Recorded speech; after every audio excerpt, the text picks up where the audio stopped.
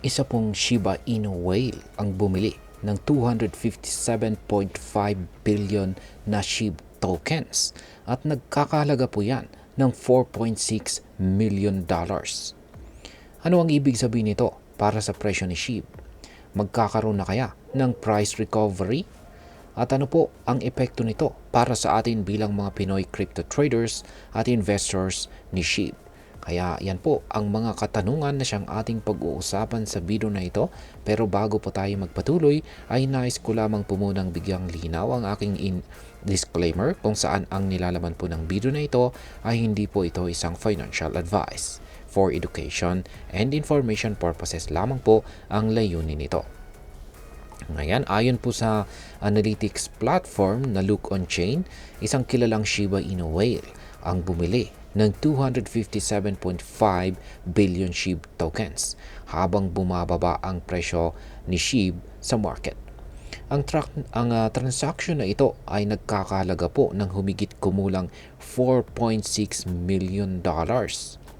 Matapos po ang pagbili, umabot na ang kabuuang holdings ng whale na ito sa 477.5 billion SHIB tokens na tinatayang nasa $8.57 million ang halaga. Ayan, ang pagbiling ito ay maituturing na isang strategic move ng investor upang samantalahin ang mababang presyo ni SHIB at posibleng kumita kapag tumaas muli ang presyo nito. Ang ganitong uri ng transaction ay nagpapakita po ng kumpiyansa o pagtitiwala ng mga malalaking investor sa potensyal ni Shiba Inu na makabangon ito mula sa kanyang market dip. Ngayon ay bakit naman po mahalaga ang pagbili ng whale na ito? Kapag may mga malalaking transaction na tulad nito ay madalas na nagiging positibong signal ito sa market. Ipinapakita nito na ang mga malalaking investor o tinatawag na whales ay may tiwala sa pag-angat ng presyo ng isang asset. Ang kanilang pagbili ay maaari ring magbigay ng motivasyon sa ibang mga investor na mag-hold o bumili pa ng SHIB. Bukod dito, ayon po sa mga technical analysis, posibleng magkaroon po ng 62% na pagtaas sa presyo itong si SHIB dahil sa bullish na cup and handle pattern nito. Kung mangyayari po ito ay malaking kita or gain ang maaaring makuha ng mga nag-invest habang mababa pa ang kanyang presyo. Ngayon ay ano naman po ang ibig sabihin ng pagtaas ng trading volume nitong si SHIB? Kahit na bumaba po ng 2% ang presyo ni SHIB, tumaas naman ang kanyang 24-hour trading volume sa 269% at umabot ito sa $640 million. Ibig sabihin, mas maraming tao po ang nakikipag-trade kay SHIB kahit pababa ang kanyang presyo. Ang ganitong senaryo ay karaniwan kapag may inaasahang malaking pagbabago o development sa ecosystem ng isang cryptocurrency. Ang kasalukuyang presyo po ni SHIB ay nasa 40 digits 182 at ang trading range po nito ay naglalaro mula sa 40 digits 1743 hanggang 40 digits 1997. Ang active trading volume naman ay isa po itong senyales na maraming investor ang nag-a-adjust ng kanilang mga portfolio bilang paghahanda sa mga posibleng pagbabago sa ecosystem ni Shiba Inu.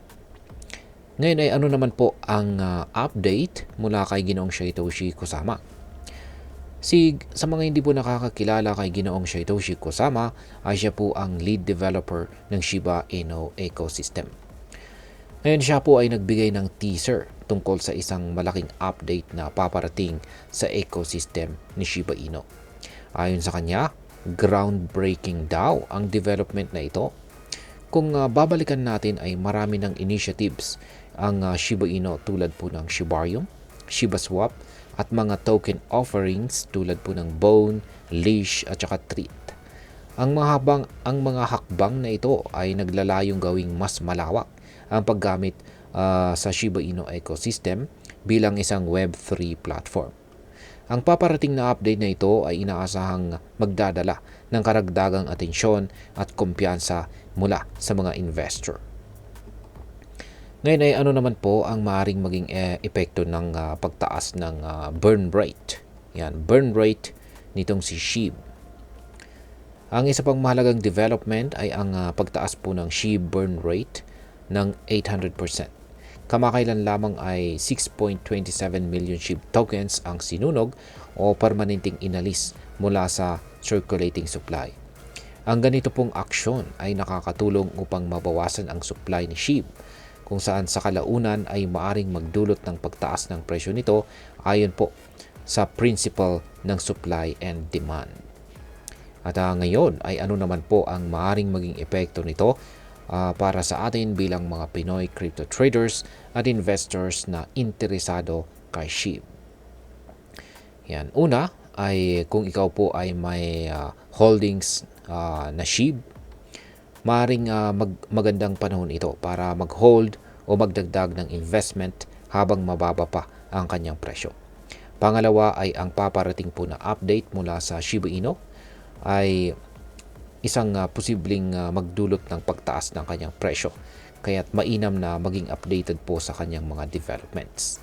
Gayunpaman ay tandaan na ang crypto market ay volatile o pabago-bago. Ibig sabihin ay may mga pagkakataon na bumabagsak ang presyo kahit na maganda ang mga balita. Kaya mahalaga pong gumawa ng masusing research at maglaan lamang ng pera na kaya nating mawala. At bilang panghuli, ay ano naman po ang aking masasabi tungkol dito. Sa tingin ko po, ang pagbili ng whale ng malaking amount ng SHIB tokens ay isang positibong signal na may tiwala pa rin ang mga malalaking investors kay Shiba Inu. Dagdag pa ang teaser mula kay Ginoong Satoshi Kusama at ang pagtaas ng burn rate, nagiging mas promising po ang future o hinaharap ni SHIB. Pero syempre, hindi po natin dapat kalimutan ang risk na kaakibat ng crypto trading o investing. Mahalaga pa rin ang pagkakaroon po ng tamang strategy, financial discipline at sapat na kaalaman bago po tayo mag-invest. At ayan, hanggang dito na lamang po tayo sa video na ito mga ka-crypto. Sana po ay inyong nagustuhan ang aking paliwanag sa video na ito. Kung inyo po itong nagustuhan, pag-click lamang po ang like button nito. Marami pong salamat sa panonood. Ingat po tayo lagi at God bless po sa ating lahat.